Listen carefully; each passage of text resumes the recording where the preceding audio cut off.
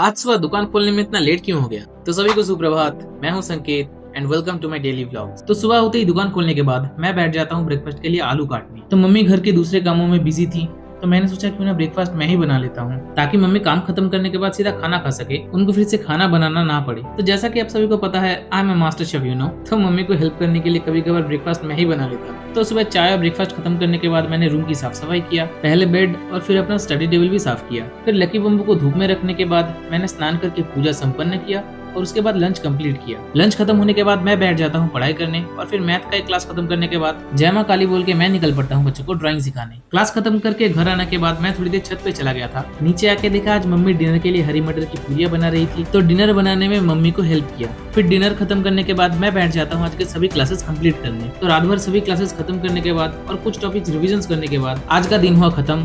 तो मिलते हैं जल्दी नेक्स्ट व्लॉग में, तब तक के लिए आरिगातो शुभरात्रि, जय मां काली।